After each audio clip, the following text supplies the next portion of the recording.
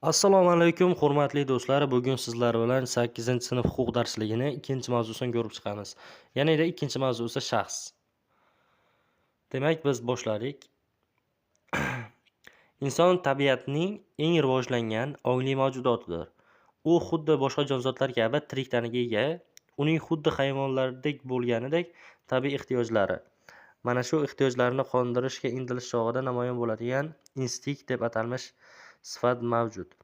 Lekin insonning hayvonlar bilan umumiy jihatlari shu bilan tugaydi. Xo'p, har bir odam bu individ hisoblanadi. Demak, buni esdan chiqarmasligimiz kerak. Bizda keyingi ma'lumot. Shaxs albatta inson individdir, lekin uning tabiiy xususiyatlari, tabiiy xususiyatlar deganda nima tushuniladi degan savolga ehtiyojlari, his-hayajon, tuyg'ulardan tashqari bir qadam ahamiyatliroq bo'lgan jihatlar ham mavjud. Xo'p, shaxs uchun qadr-qadriyatlarga nimalar kiradi? Shaxs uchun qadr-qadriyatlarga misol qilib o'z uyi, oilasi, mamlakati, vatani, mahallasi, qo'ni-qo'shnisi, o'quv dargohi, sinfdosh, kursdoshlari, ishxonasi, kasbdoshlari kiradi. Xo'p, bularni asrash esa bu insonga bog'liqdir.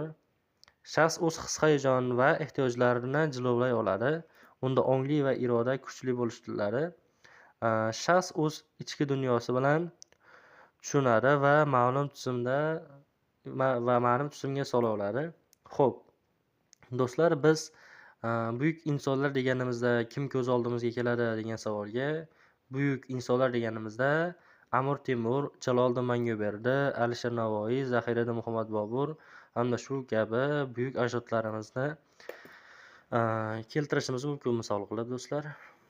Xo'p, Shavkat Mirziyoyev tashabbusi bilan amalga oshirilayotgan islohotlarning eng muhim yo'nalishlaridan biri aynan yosh-avlod ta'lim-tarbiyasiga kelajakda farovon turmush va taraqqiy etgan mamlakatning quruvchilari bo'lgan shaxslarning voyaga yetkazishga qaratilgan.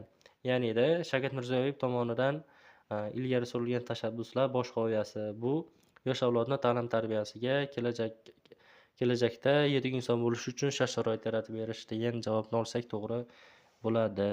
Xo'p, endi shaxs deganda o'ziga xos xususiyatlar, xohish-istak, orzu va intilishlari, bilim, ko'nikma, malakalarga ega, ma'naviy dunyosi boy bo'lgan inson tushuniladi. Xo'p, endi shaxs sifatida shakllangan kishi yetarli darajada aql-idrok, bilim-zakovat, kuch-quvvat, tajriba, kasbiy mahorat, ilmiy salohiyat, jismoniy va ma'naviy salomatlikka, ya'ni inson kapitali deb atalmish boylikka ega bo'lishi lozim. Xo'p, inson kapitali deb atalmish boylikka qaysilar kiradi degan savolga o'sha tepada sanab o'tgan aql-idrok, bilim, ko'nikma, zakovat, shu kabi inson uchun kerakli bo'lgan salohiyatlarni berib ketamiz. Xo'p, keyingi ma'lumot bizda insonning ma'naviy boyligi deganda nima tushuniladi?